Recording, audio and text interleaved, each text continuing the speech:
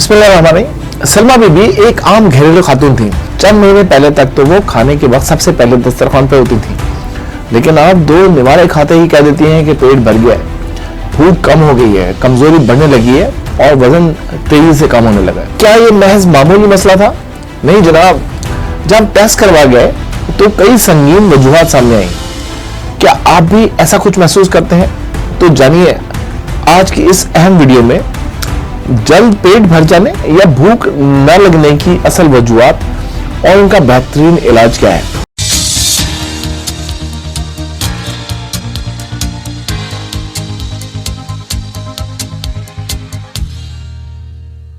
अस्सलाम वालेकुम, उम्मीद है कि आप सब लोग खैरियत से होंगे। I am assistant professor doctor Asif Azadi, working at Sheikh Zayed hospital as a consultant gastroenterologist at Farooq hospital, Allama Iqbal town. अगर आप बहुत कम खाने के बाद भी खुद को मुकम्मल तौर पे भरा हुआ महसूस करते हैं या खाने की तलब ही महसूस नहीं होती, तो ये भी एक बहुत बड़ा तिब्बी मसला हो सकता है, जिसे एनोरेक्सिया, अर्ली स्टाइटी कहा जा सकता है। ये स्टाइटी की अलामत किसी संगीन बीमारी का भी इब्तिदाई इशारा हो सकता है। भूख न लगने या जल्द पेट भरने की आम वजूहात में मैदे की बीमारियां जैसे कि गैस्ट्राइटिस, मैदे की अंदरूनी सोजिश जिसमें मुसलसल तेजाबियत रहती है, जलन रहती है, मैदे के अल्सर, एच पायलोरी की वजह से भी मैदा स्लो हो सकता है और मैदे के अंदर मुसलसल तेजाबियत, खट्टे डकार आना, वॉमिटिंग होना और थोड़ा खा के भी पूरा भरा हुआ होना आपको महसूस हो सकता है।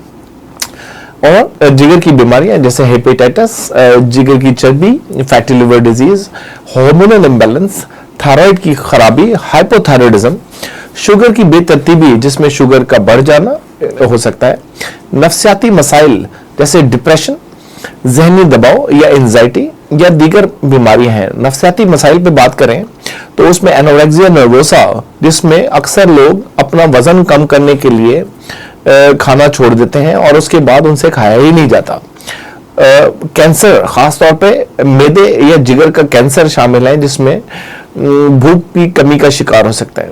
शदीद खून की कमी, एनीमिया भी इसका शिकार इसके वजह हो सकती है, जिसमें शदीद खून की कमी के साथ में अक्सर लोग जो हमारे खवातीन आयरन डेफिशिएंसी एनीमिया के साथ आती हैं, या तो वो हर वक्त जो है मुल्तानी मट्टी खाती रहती हैं या चावल खाती रहती हैं या बर्फ चबाती रहती हैं बजाय के प्रॉपर तरीके से खाना खाने के। आम वजूहात में नींद की कमी, पानी की कमी, ज्यादा चिकनाई वाले खाना, उसके बाद बदहजमी। इसके बाद बात करते हैं कि अलामात जिसको आप हरगिज़ नजरअंदाज नहीं कर सकते, जैसा कि मुसलसल वजन कम होना, थकावट या सांस फूलना, बार बार उल्टी या मतली आना, पेट में दर्द या सख्ती महसूस होना, खून की कमी या जिल्द की रंगत का जर्द हो जाना। अब बात करते हैं कि घरेलू और कुदरती तरीका इलाज क्या हो सकता है। अगर मसला इब्तदाई सतह पर हो और ये घरेलू तरीके से हल हो सकता है, तो उसमें अदरक का इस्तेमाल बहुत इंपॉर्टेंट है। अदरक भूख बढ़ाने में कुदरती मददगार है। अदरक की चाय, कच्ची अदरक थोड़ा सा नमक के साथ लें और उसको इस्तेमाल करें। उसको आप चाय के अंदर भी अच्छी तरह पका के अदरक की चाय सौंफ के साथ ले सकते हैं, या अदरक की चाय के साथ आप नींबू डाल के ले सकते हैं, जिसके साथ में आप के भूख लगने के चांसेस बढ़ जाते हैं। नींबू पानी, ताज़ा नींबू पानी पेट साफ करता है और भूख को उबारता है। थोड़े थोड़े से वक्फे से खाना बहुत इंपॉर्टेंट है। ज़्यादा मिकदार एक साथ ना खाएं। दिन में 5 छोटे छोटे खाने जरूर खाएं। फलों का इस्तेमाल, फ्रूट्स का इस्तेमाल बहुत ज़्यादा इंपॉर्टेंट है। पपीता, पाइनएप्पल, सेब निज़ाम हज़म को बेहतर बना सकता है।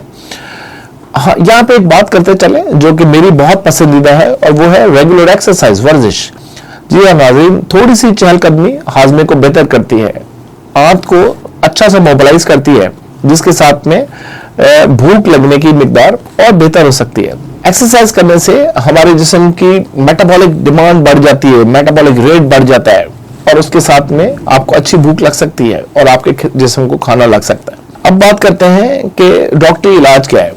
अगर घरेलू तदाबीर से इफाका ना हुआ हो, जरूरी है कि मुकम्मल तौर पर जाँच कराई जाए, और डॉक्टर अमूमन ये करते हैं कि मैदे का अल्ट्रासाउंड करते हैं या एंडोस्कोपी करते हैं, जिगर और थायराइड के टेस्ट कराते हैं, शुगर के टेस्ट कराते हैं, सीबीसी खून का मुकम्मल मुआयना किया जाता है, میدے میں اگر کوئی بیکٹیریا یا انفیکشن ہو تو اس کے لیے اینٹی بایوٹک کا کورس کرایا جاتا ہے. میدے کی سوزش کے لیے مخصوص دوائیاں استعمال کی جاتی ہیں. شدید کیسز میں اسپیشلسٹ گیسٹرونٹولوجسٹ سے رابطہ کریں. اب بات کرتے ہیں کہ بچاؤ کیسے کریں. بھوک کو برقرار رکھنے کے لیے اور صحت مند معدہ کے لیے یہ عادتیں ضرور کریں. ٹائم پہ کھانا کھانے کی عادت کو ضرور اپنائیں. زیادہ تیل مسالے سے والی غذاؤں سے پرہیز کریں. پانی کا انٹیک زیادہ کریں.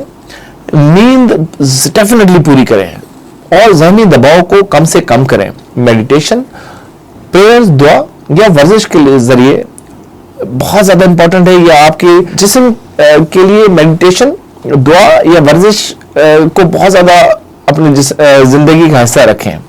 یہاں پہ میں ایک بات کرنا چاہتا ہوں، اگر آپ کو ذہنی طور پہ کوئی پریشانی ہے تو ہم بعض اوقات اپنی پریشانیاں خود سے، بعض اوقات کے ہر دفعہ ہی اپنی پریشانیاں خود سے تو حل کر ہی نہیں سکتے. تو اپنی پریشانی کو اپنے اللہ کے آگے رکھیں اور اس کو دعا کے اندر کنورٹ کریں. تو اللہ تعالیٰ ہی ہیں جنہوں نے آپ کی تمام پریشانیوں کو دور کر دینا. تو اس میں اپنے رب سے رابطہ بہت ضروری ہے.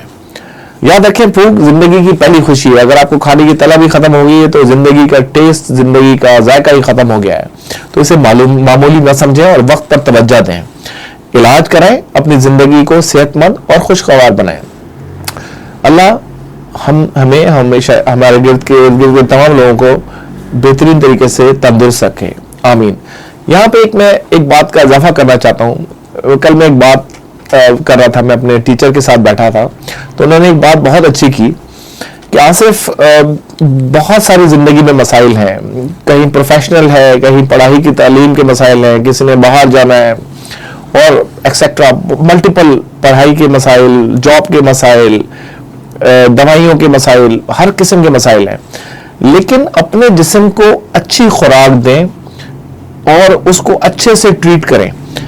اگر آپ کا جسم ٹھیک ہے تب تو آپ کے ان تمام مسائل کی طرف توجہ جانی ہے. لیکن جس دن، یاد رکھیں، جس دن یہ جسم کے اندر کوئی بیماری نکل آئی تو یہ تمام جو مسائل ہیں یہ ختم، اور صرف وہ ایک ہی مسئلہ رہ جاتا ہے جس میں آپ کا جسم انوالو ہوتا ہے. تو اپنے جسم کو ویل نرش کریں، اس کو صحیح خوراک دیں، صحیح ریسٹ کریں، ریگولر ایکسرسائز کریں اور کھاتے پیتے رہیں.